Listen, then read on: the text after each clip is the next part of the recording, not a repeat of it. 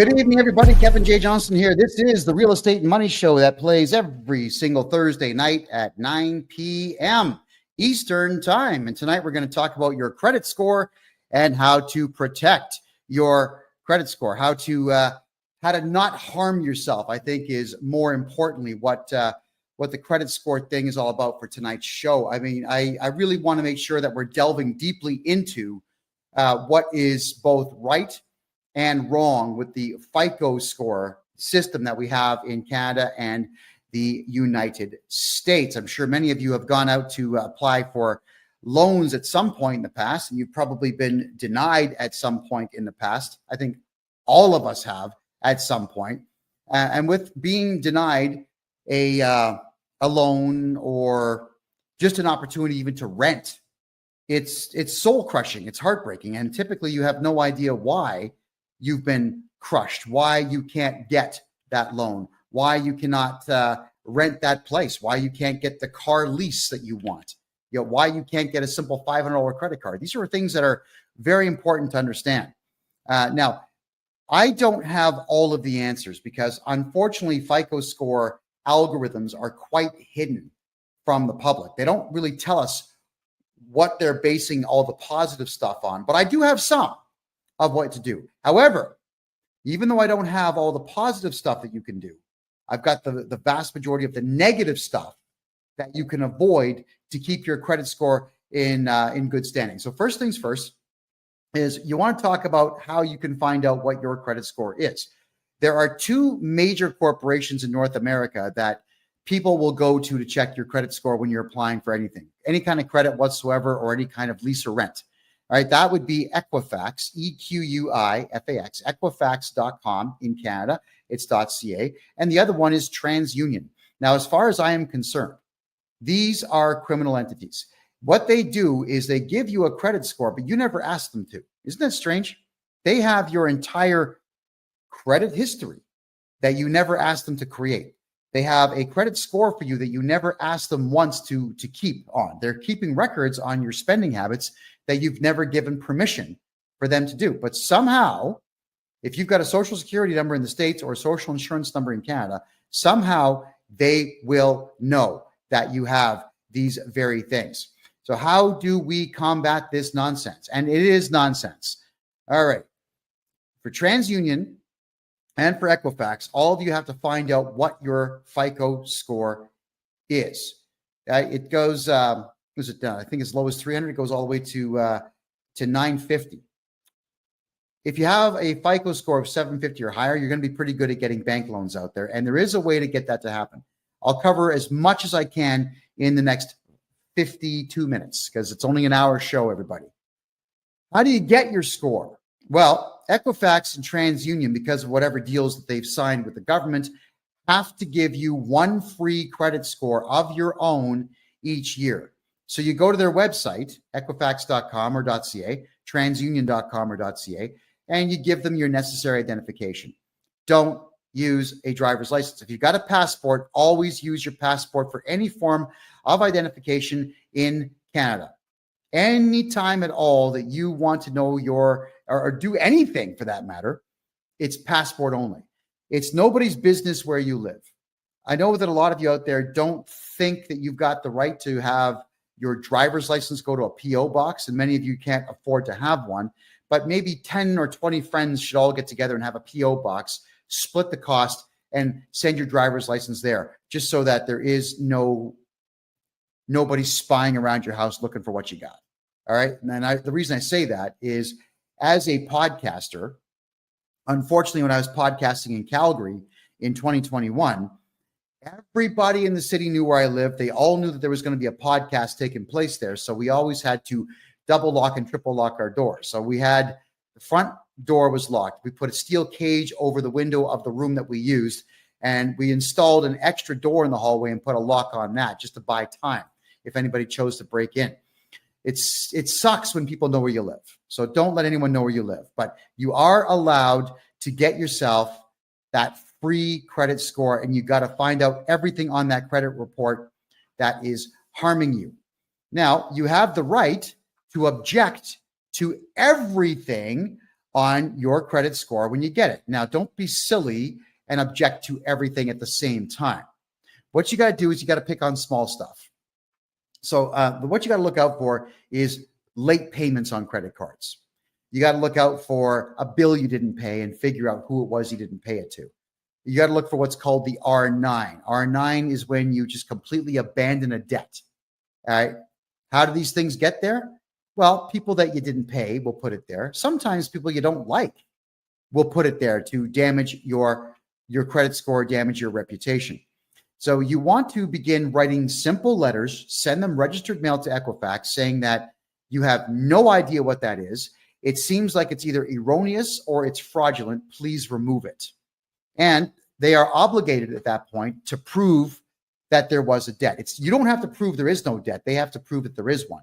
If there's going to be an R9 or any particular type of complaint on Equifax or TransUnion, you've got to demand in your letter, what is it?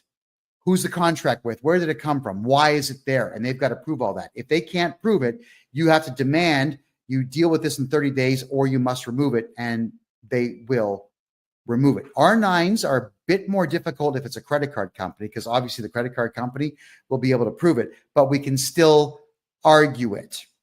You want to make sure that each time you get something off your credit score, that you send another letter in complaining about the next thing. Get your credit score to be patched up as quickly as is possible. Now, what is it based on? Well, here's a graphic, everybody. I got to put this white piece of paper here so you can see all the numbers.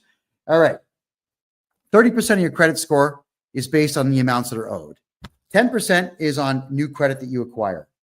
15% is the length of your credit history. I'll move the microphone here. 10% would be credit mix. It's not really defined all that well. And 35% will be your payment history. Okay, where do we begin with this? Let's say you just are starting off in life and you want to build some credit. How do you do it? Well, you would apply for a simple credit card, get yourself the minimal amount, which is a $500 credit card. They usually will just give those out to everybody. They really will. Go to a bank machine, take a cash withdrawal, hide the money somewhere. A week later, pay it off. Do it again, pay it off. Do it again, pay it off. Just keep doing this. So while you're taking cash withdrawals on your credit card, now don't make purchases because you got to pay for the purchase. You're taking out cash and you're going to put it back on. Yes, you're going to pay a transaction fee, depending on the machine, $1, $5. It's going to be something like that, but you're building credit. You're building a history of paying your bills to a major creditor. Then you'll go to a bank, you'll open up a bank account, and you'll ask for a very small bank loan. Let's say $1,000. Why? Oh, it's for school and I got to buy a laptop. Oh, okay, that's fine. They'll get it to you. Don't spend it. Put the money in a hidden, hide the money somewhere that no one's going to find it. Make 3 payments and then go pay it off. Now you got to ask for $2,000. Repeat the process. Make 3 payments and then pay it off. Don't spend the money, because then you have to go out and earn that money. And now what you're doing for your credit score is you're building credit score points up. And it works. Eventually you'll get a $5,000 loan, then 10, then 20. You're going to keep doing this until you actually need to borrow on something in the future that will improve your life. Like, let's say a car, a truck. Don't buy those. They depreciate. Better yet, a house. Or you could lie and say you need a loan to buy a house, but then just go ahead and buy a ton of Bitcoin.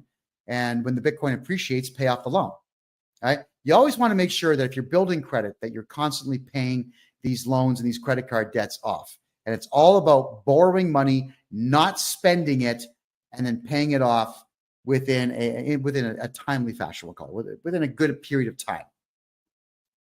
But what they don't tell you is, let's go back to this chart here, is that new credit is only 10%. All right. So it's only 10%, but 35% is your payment history. So if you get small amounts of credit here, like 10%, and then here, you get 35% based on your actual payment history, 45% of your credit score could be based on your decision to take money out on your credit card and pay it off, take out small bank loans, and pay them off. Amazing, isn't it? 45% of your FICO score is based on you gaming the system. Hey, I wish they told us that. They should teach us this in school, but they don't, because they want you in debt. I want everybody watching this show to make money, get bank loans, and be out of debt. That's what I want. So I'm telling you that you got to pay attention to the fact that 45% of your FICO score is going to be based on you borrowing money and paying it off. You do it forever, for your entire life, starting from the day you become an adult till the day you die. Keep building the FICO score. Now, why would you want to do this for your entire adult life? Well, you didn't hear this from me, but let's say by the time you're 60 years of age, you've had enough of society, you've had enough of human beings, you've had enough of working, you've had enough of everything. Let's say you've got a really good FICO score, like an 820. You could walk into a bank at that point and say, hey, I got an 820, I've got no R9s, I'm really good with my credit. You could take a bank loan for, let's say, 300, 350, and then go to, I don't know, Vietnam, Thailand, and live like a king. Don't bother paying it back. So what you're doing here is you're building your credit up to the point where you can just borrow a huge amount of money and retire. There you go. I'm not saying you should do that, and I'm not saying you should aspire to rip people off, but I'm saying you've got the option to do it should you decide that's the way that you want to get yourself into retirement. Why would you want to do that? Well, because Canada Pension Plan is going to be empty by 2032, so it's not like you're going to get a pension, and it's not like Social Security is going to be doing any better. I think, personally speaking, that the Social Security in the United States is going to be empty by 2040. I don't see a way to keep it afloat. It's a big Ponzi scheme, and it's running out of money. And now that all the illegals are going to be collecting it, good luck, America. So you're paying all these taxes into this system, and you're not going to benefit from it. So why not have the adult plan to have that money ready to be able to be borrowed by the time you hit that age, so you can disappear with that money? I mean, look, when a bank gives you a loan, it's not like they're taking money from the system and giving it to you. They are creating it right there on the spot. It's called fractional reserve banking. So when you get a bank loan from the bank, they put a lien on your property, but they just create the money. It just gets created from nothing. So let them create $350,000 for you when you're retiring, and then go somewhere else and spend it. Enjoy life. Live it up. You've earned it. Right? So if you've been paying into the tax system, which I don't recommend you do, I recommend you hire me to be your tax guy and not pay tax. But if you've been paying tax or paying into the system all these years, benefit from it. Benefit from it. Start planning for your retirement now by keeping your FICO score as high as you possibly can. So getting back to the FICO score, this one here, let's address the 15% of the length of your credit history. All right. Your FICO score, if you keep your FICO score in good standing through your entire adult life, if you start doing it when you're 18, by the time you get to 60, 15% of your FICO score is going to be based on the fact that you had good credit for 42 years. So keep your credit good in that time as best as you possibly can. But this is the one here that I want to warn everybody about. 30% of your FICO score is based on the amounts of money that you owe. Now, this is where I can really help you out. You got to remember that the way that the credit companies do this is that they've got hundreds of things that go against you and just a few dozen things that help you. Equifax seemingly is in the business of destroying you. Equifax seemingly is in the business of keeping you down, of not allowing you access to the capital that you need to become wealthy. That's what it seems like they're doing, which again, in my opinion, makes them criminals. But it's not like I can walk in there and just shut the company down, but I can tell you how to combat them. Knowing that 35% of your FICO score is going to be based on bad debt that you carry, here is the way to protect yourself. Let's start with basic rudimentary stuff. If you get a cell phone plan, doesn't matter with who. In the States, you got all of them. AT&T, you got Verizon, you've got Virgin, you got them all. In Canada, there's not as many. You've got Fido, Bell, Rogers. I think Cogeco just got bought by Rogers. There aren't many. It doesn't matter if you pay your cell phone bill on time for your entire adult life. That does not increase your credit score, which means that your cell phone bill should never be in your name, because I'll tell you why, is because there's a good chance at some point you're just going to forget about your bill. You're just going to forget. You didn't pay it. They report you to the credit agency, and now you've lost some FICO points. That sucks. How do you come back? Oh, let's have with this one. Let's just say they don't tell you about your roaming fee. And this has been happening with a lot of Canadian accounts. You go to Italy or you go to Germany and your phone gets turned on for just a brief second by accident. And all of a sudden, boom, $1,500 worth of roaming fees, just like that. Crazy. And if you don't pay it or you argue it, they just tag your credit score. So you can never put your cell phone in your real name, ever. You can't really do that with Bell and Rogers and the big boys because they want to see identification. But you can do it through a corporation. That is correct. You take your corporate documents in. You say, "Hi, my name is, here are the corporate documents. We want to get a corporate cell phone plan." Then they'll say, "Well, we want to secure it against you personally." I'm saying, you tell them, no, it's for the corporation. If you guys shut down this phone, we can't do business. I'm not going to secure it personally. And if you argue enough and just decide, okay, you know what, leave, then go to another cell phone dealer. They're all over the place. How many times have you seen foreigners that own cell phone shops? They'll find a plan. Somebody will do the deal. Just keep doing it until you find someone to do the deal. Make sure your cell phone plan is never in your name, ever. Okay? You get that? Doesn't matter if you're paying on time. It doesn't help your FICO score. But if you miss one bill, it hurts your FICO score. So your cell phone has got to be in that name or a company name, which you could also do. Let's say you're renting a place and you've got to pay utilities. If you've opened a corporation specifically to keep your name off of bills, then what you would do is get the internet bill and the gas bill and the electric bill and the water bill all put into, yes, you guessed it, a corporation. All of it. Even if the corporation's not making money, who cares? If you skip on a bill, it doesn't matter. They're going to bill the corporation. Just as long as your name is not listed as the director of the corporation, everything's going to be fine. Now, I do corporate courses on this. And if you want to get involved, come January 1st of next year, we're going to have a subscription-based website where for $25 a month, I'll be doing 1 or 2 shows a month that are private to members only to learn this stuff. But this is the general synopsis of how to protect your FICO score. The other thing is, if you don't want to go through the expense of registering a corporation, even if you buy a house, you can jump on the phone with all the utility companies, say, "Hi, I'm John Smith, Arnold Schwarzenegger, Richard Pryor. I'm somebody. We need the gas bill hooked up." In most provinces in Canada and about half of the states in the United States, they don't ask for identification or even clarification. They say, "Yeah, no problem. We'll send someone out. We'll get you all hooked up." Ta-da. So now the bill is in someone else's name. Why? Because if you pay your gas bill on time for 45 years, it doesn't positively benefit your FICO score. If you pay the water bill, it doesn't benefit your FICO score. If you pay your internet bill on time, it doesn't benefit your FICO score. Nothing benefits your FICO score when it comes to household utilities, but it can hurt you. So let's really go down the rabbit hole here. And I'm sure all of you have maybe heard of Text Now. It allows you to have a separate phone number on your cell phone plan. All right.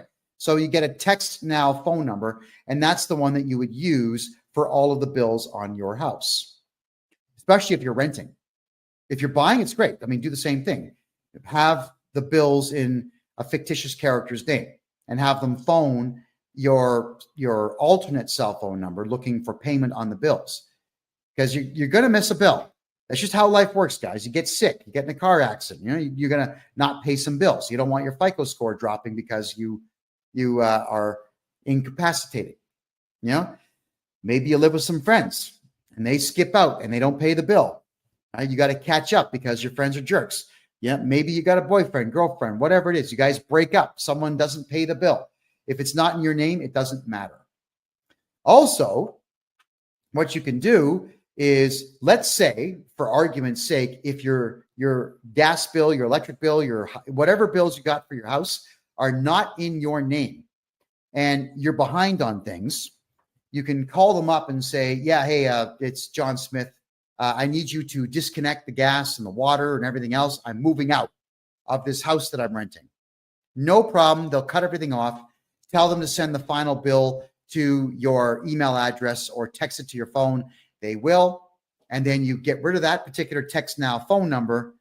And 2 days later, you get yourself another Text Now phone number or another one of the like Hush phone number. Any of these phone numbers that are voice over IPs, call them up saying, different voice. Hey, what's up? I'm Ricky Savage Michelson, and I got to get some bills. I just moved into this rental house. And the process starts all over. So you can actually get away with not paying between 3 and 4 months worth of bills, and you get a new name attached to the same residence that you are living in, and it doesn't hurt your FICO score. Right? It doesn't hurt your FICO score. If you're not going to pay bills, it doesn't hurt your FICO score. Now, I'm not encouraging all of you to not pay bills if you don't have to.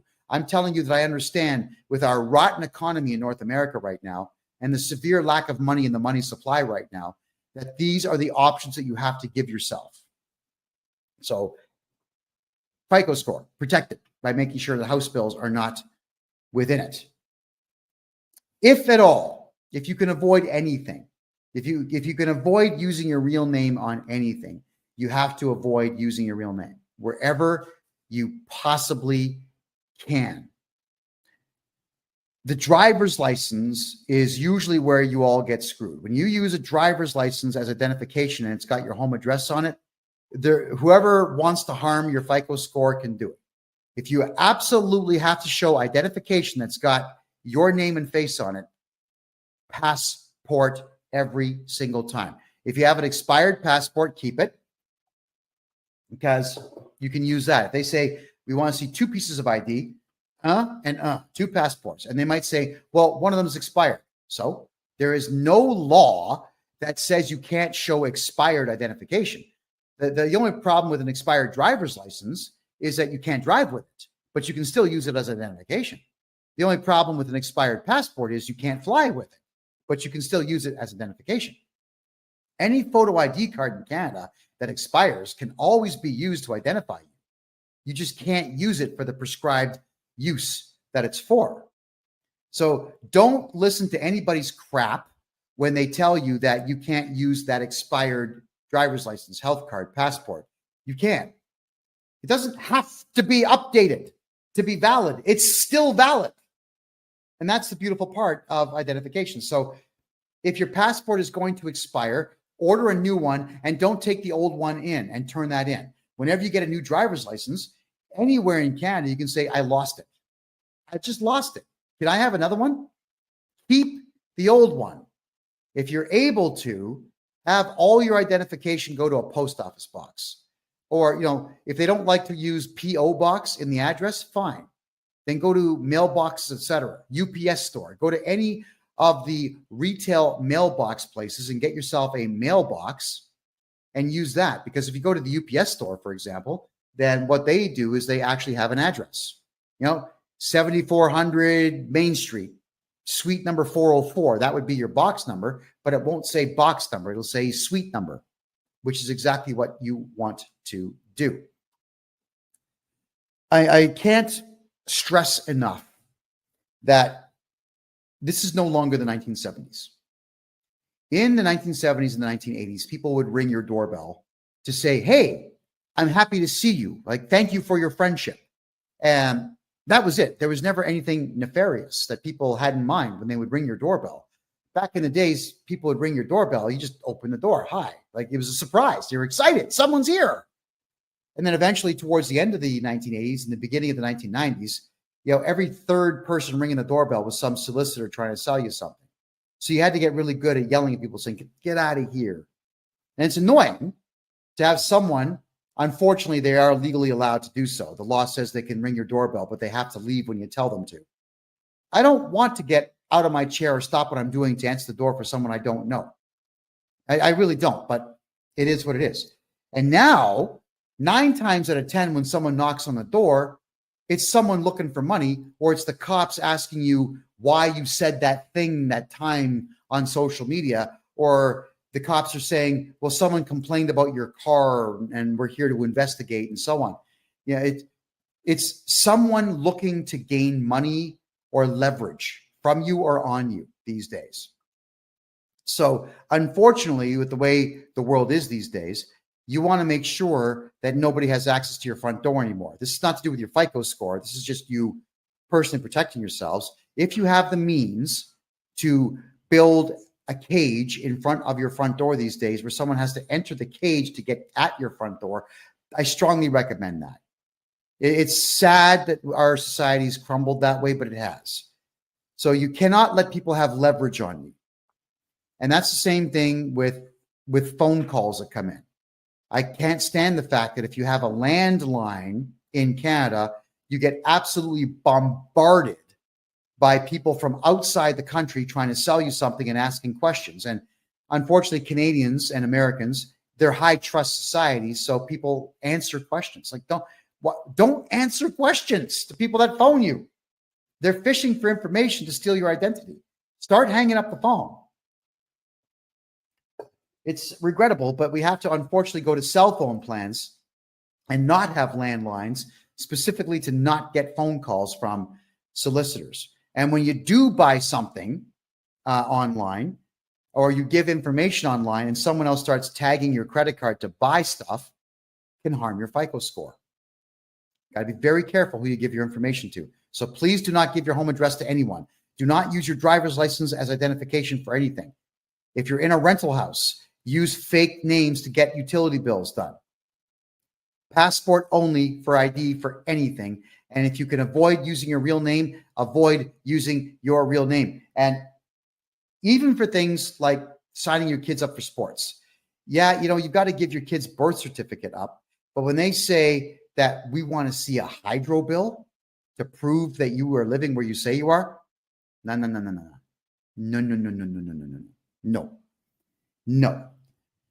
I want all of you to change how you think. Everybody out there, you have to assume everyone out there is a scumbag and everyone out there is going to try to steal from you. And like, I went through this nonsense in the province of Ontario with the Ontario Lacrosse Association, run by 2 very animalistic savages who were harming children. And I exposed them in the book I wrote, Lacrosse is Dead, which is free on my website, by the way. And in there, what they would say is that if you were going to sign your child up to play lacrosse in my hometown, Mississauga, that you had to prove you lived in Mississauga. Why? What does it matter? What if you lived on the border in the next town over called Oakville? But to play in Oakville, you had to go 24 kilometers that way instead of 1 kilometer that way. Why would you want to waste time and fuel? Why do you have to prove this? So all of you, when you know in advance that you may have to show a bill to prove that your kid goes there, get an affidavit done instead. Write up an affidavit. Hi, my name is, I'm of this age, and this is to certify that I live in the province of Ontario and the city of Mississauga in the community of Arundel, Meadowvale, Cooksville, Heartland, whatever. I live in the city of Toronto in Scarborough. You don't have to give your address, because if you're swearing this in and having an affidavit stamped in Canada and the United States, it's just like you testified in court. They've got no choice but to accept it. And if they don't, you can do what? File a lawsuit. That is correct. The problem with the Ontario Lacrosse Association, and again, it's all in my book, is that they were taking the birth certificates and they were taking your home address and they were selling the information. They were selling your information to others. Okay. So I'm turning my Wi-Fi on, everybody. I think I'm getting some complaints that my mouth is not synced with my audio. So tell me if it gets any better there on TikTok, please. Yeah, they were selling the information. So at any given point, your FICO score can be affected by the fact that your information is being sold to others, because you never know what is going to get done with the information. You just absolutely never know. So please use affidavits when you want to tell someone, I live in a city, and don't put your home address on it. We all have to protect ourselves. So getting back to the FICO score pie chart here. All right, let's go through it again. 35%, you can see right there, 35% of it is based on your payment history. So keep that going. 15% right here is based on your length of credit history. So the older you get, the higher the score will go if you keep your credit score in good standing. 10% is based on new credit. And 30% in the red here is based on debts that you owe. And then the 10% credit mix, this would be, were you successful in getting a bank loan? If yes, how many times? Were you successful in getting a mortgage? If so, how much and how long ago, and so on. Do not apply for loans on what's called a hard credit check unless you've already done your own soft credit check. Here's the difference between the two. A soft credit check is not you applying for something. It's you checking out your own credit score. Every time your credit gets searched by somebody, it hurts your credit score, which is why you need to get your free credit score checked from Equifax and from TransUnion. You have no choice. You just have to do these things, everyone. Why do you have to do them? It's because you need to know who is trying to rip you off and who's trying to hurt you. When you get your credit score from them, you need to also look and see how many hard credit checks that there were. Because with the use of an affidavit and a letter to Equifax, you can actually write a letter to Equifax and TransUnion and tell them, hey, someone did a hard credit check and I did not authorize that. They will actually have to produce a signature showing that you authorized that credit check to be done. And if they can't produce that signature, which you probably didn't do, they have to remove that hard credit check. So a hard credit check is you asking for credit from a bank or credit from a financial institution or credit from anyone who involves themselves in lending money or a financial institution. You don't want hard credit checks there, right? The soft credit check is something that banks will do once a year on you just to see what your credit score is so they can adjust your bank rates up and down. It's criminal that they do it, but they do it. And the soft ones, they don't show up. So we got ourselves a troll. I just have to get rid of the troll, folks. Give me a second here. There you go. And blocked. There you go. Okay. So thank you for that. So you want to make sure that you are not letting them do the hard credit checks. The soft credit checks, they will do. The soft credit checks do not show up on your account. Be very careful how many hard credit checks that you yourself go for. If you go to get a bank loan, they'll do a hard credit check. If you don't get the bank loan, that shows up on your credit score, which is why you always have to start off with small bank loans. They might even ask you, do you have any collateral? Yeah, I've got this watch. I've got this gold bar, like whatever you have. You may have to actually let the bank hold on to things for you.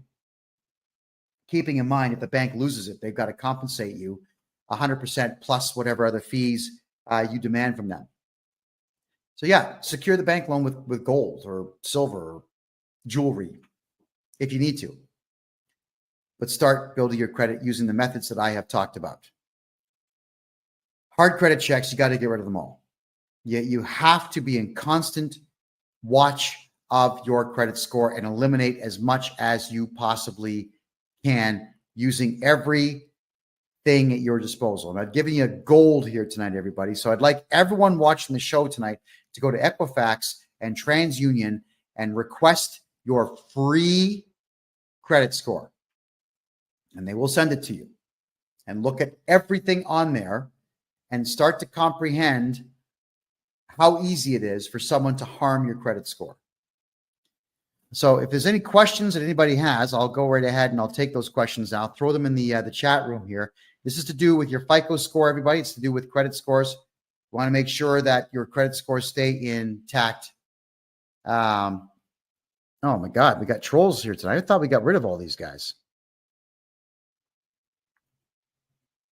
Oh man. There we go. Confirm. Sorry, guys. Occasionally we get trolls coming in here that like to badmouth me. There's a propensity for, we'll say, non-conservatives to not appreciate the fact that I'm teaching people that the conservative way of doing business and living life tends to be the more successful of the two. So for the profanity that sometimes show up in the chats, I do humbly apologize to all of you.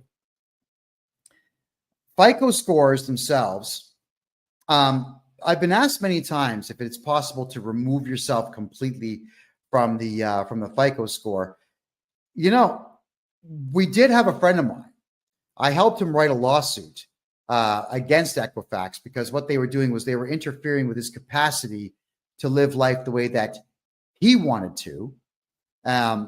He served them, but he didn't pursue it. I actually was very curious to know what the judge would have said about a FICO score company keeping your FICO score without your permission to have even opened up your FICO score account in the first place.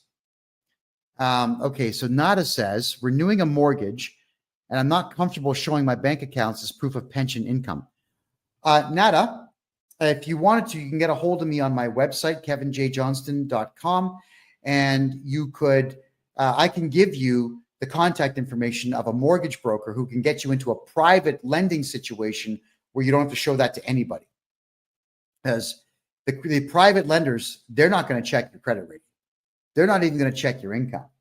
They're just going to ask if you can secure the loan somehow, which of course would be the house that you're borrowing against. And there you go. It's probably going to be 1% above prime, but at least you'll get it guaranteed without having to prove anything to anyone. And that's what the banks do. You see, Canada has asset-based lending, which is why the economy is garbage. If you don't have $1 million, you can't borrow $1 million. That's the insanity of Canada's banking system. Whereas in the United States, everything is capital-based banking. So you go into the bank with a really good idea and they'll give you money because they're hoping to make money off of you. And American banks are really, really, really good at writing off debt and selling debt to others. All right. So that is why it's so difficult to get things done in Canada.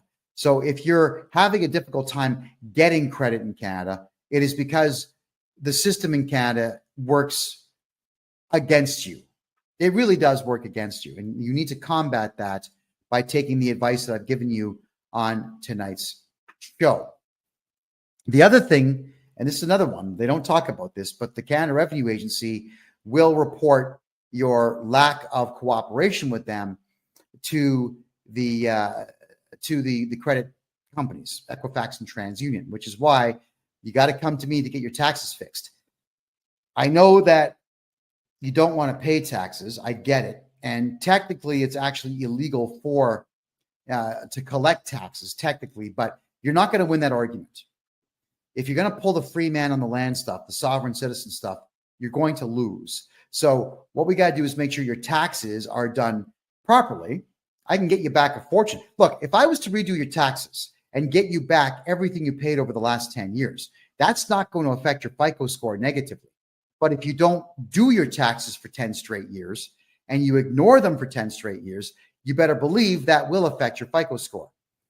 When we do all your taxes at one time and we find out that you don't owe money, it's going to increase the FICO score a little bit, but not much. It's not like the CRA is going to report to the credit agencies saying, oh, yeah, now he did his taxes, remove that, please. That's not what they do.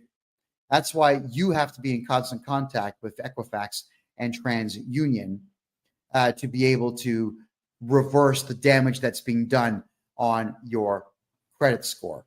So to be able to remove yourself from the whole credit score thing is not something that I have pursued yet, but I'm sure at some point we're going to be able to figure that out. I'm sure there's case law somewhere in the world where that has been done. And if anybody out there knows the case law, send it to me and I'll read it and I'll interpret it and then I'll get another interpretation on it and then we will talk about it on this show. So everyone, FICO scores, very important. And for the next 15 minutes, what I will do is I'm going to recap what I've talked about in the last 45 minutes. So for those who are joining us late here, you'll get a chance to hear what I have to say on this. And with your FICO score, it is based on the following factors. So let me just bring the let's see here, and bring the chart back up for you. So right off the hop, 35% of it is going to be payment history. Your payment history is 35% of your FICO score, which is why you want to make sure that when you're borrowing money, you're not buying stuff. You're borrowing money for the sole purposes of building up your credit, because 10% is based on new credit that you get. So 45% of your credit score, everybody, is based on you acquiring some credit and keeping it in good standing, which is absolutely what all of you should be doing. Get what I was saying earlier in the show is you go to your bank machine with your credit card, get a credit card for $500 on it, take money out, hold on to it, pay it off a week later. Take more money out on the credit card, cash advance, pay it off, cash advance, pay it off. If you do this every week, that's 52 positive FICO score increases per year on just that one credit card. So once you've done that, you could apply for another credit card. So get a Visa and a MasterCard, both with $500 on them, and do the same thing, like Visa, MasterCard. Go to the bank machine, pull the cash. So if you have 2 credit cards, then that's 104 positive influences that you can have on your FICO score. Isn't that incredible?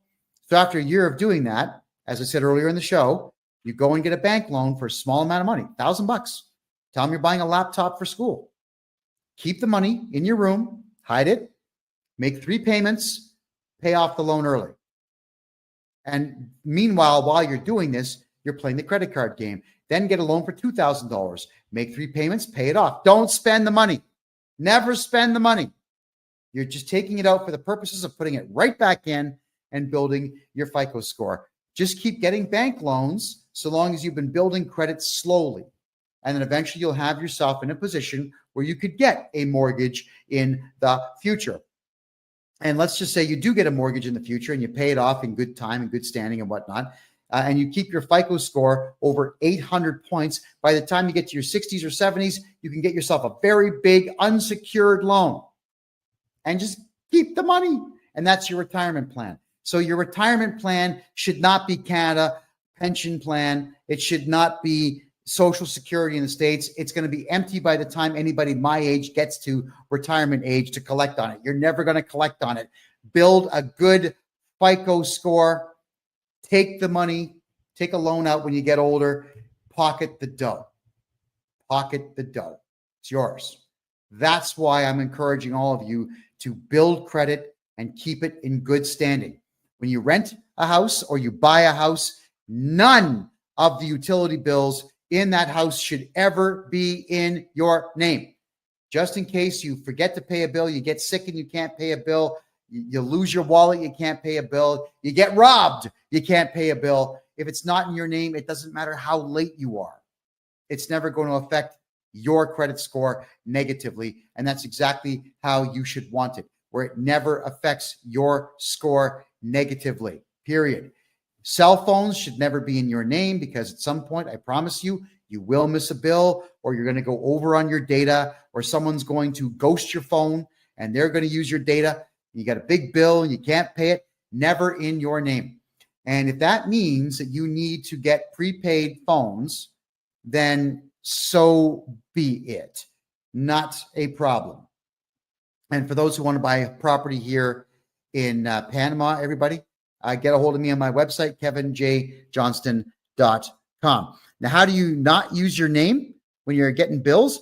In Canada, it's real easy. When you phone up saying, hey, from an alternate phone number, like a hush phone number or a text now phone number. Hey, what's up? My name is Billy Joe Jim Bob Barker. and I would like to have gas in this house. I'd like to have water in this house. I'd like to have internet in this house. So my name is Billy Joe Jim Bob Barker, and the address is 123 Jason Street. Come and install it, and they will. Because the utility companies, they're all greedy. They'll just come and install it. Never in your name. Never in your name. Because, and I don't like to encourage this, but I'm just saying, in case you have to book it fast, you got to move out fast, just get out, and you don't have to pay those bills. Hotmail's free, Gmail's free. Whenever they ask for an email address, give them an email address. It's like not fake. It's valid, but that's the one that you're going to use for those particular sets of bills. And that way your FICO score never gets hurt because you have missed bills or you skipped out on bills. It's a rough world out there. It's a very rough world out there. And quite frankly, with the nasty and useless service I've gotten in the past from Enbridge, Gas in Canada, from EnerSource, from all these companies, from Bell Canada for phones and whatnot, I don't care about them. These are multi-billion-dollar corporations that are multi-billion dollars corporations, not because they're good at what they do, but because they were established more than 100 years ago. So they've had 100 years to amass wealth. That's what it is. And do I care that the founders of the company may not like the fact that I'm not paying the bill? They've been dead for maybe 50 years. Who gives a crap? I don't care about massive conglomerate companies. My job is I help the little guy. I've been doing that for a very long time. And I help people retain their tax dollars, get their tax dollars back, not pay taxes and not pay bills that are going to interfere with their FICO score and their credit score in the future. And Shooker, if you haven't done your taxes in 10 years, it's okay. Get a hold of me. I'll get them all done for you at one time, and you're not going to pay a penny to the CRA. That's a promise. Get a hold of me, and we'll get them done. My name, KevinJJohnston.com. Let's wipe out your tax bill. And in fact, I prefer it when someone hasn't done their taxes for 10 years because I can get that tax return done in about 3 days. You're going to owe no money. It's going into the CRA, and that'll be the end of it. All right. So that's how it all works. Awesome. Okay. Next here, I'm just having a quick look at the questions now. All right. Moon Goddess is asking, shouldn't credit scores be irrelevant since financial institutions go into our QV accounts that are all caps? That's free man stuff, Moon Goddess, and that stuff may work if you are an absolute expert in it, but for the most part, it doesn't work, and I wouldn't count on that. What I would do is play their game in their arena, keep your FICO score as high as you possibly can, and you're going to be just fine. All right, stay away from the free man on the land, people. Okay, guys, they're going to hurt you, not help you. That's the big problem with the free man on the land stuff is you've got individuals who think they've got some magical solution, and they don't, using magic words, like sprinkling fairy dust on your paperwork and it goes away. It's not how it works. Do it my way. My way is I know the law. I've studied tax law for 40 years and criminal law for 20 years and civil law for 20 years. I know what I'm doing. We use the law and the rules of the land against them. Do it that way. How do you become a millionaire farmer? Not in Canada. But if you are a farmer and you contact me, the Canada Revenue Agency expects farms to lose money for at least a decade. So I can make sure your farm loses money and you don't pay tax. At least I can do that for you. So maybe on the years where you make $400,000 or $500,000 on a harvest, you can keep it all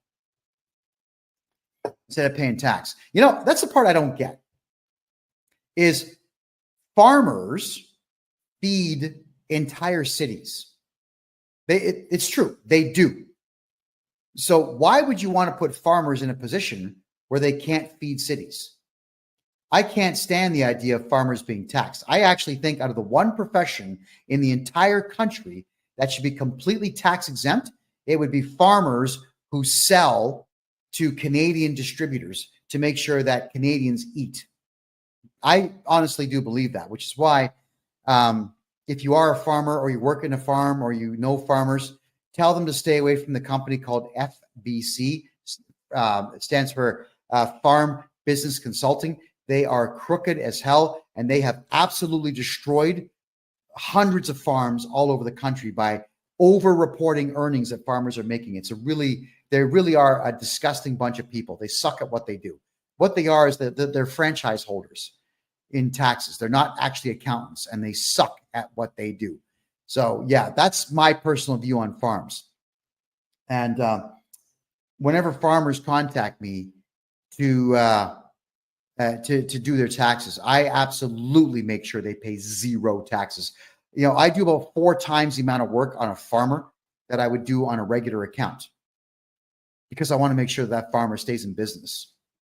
If anybody ever wonders if I'm lying to you or not, just understand the fact that when Stalin caged everybody into the Ukraine and took over all of the farms and then shut them down, what happened?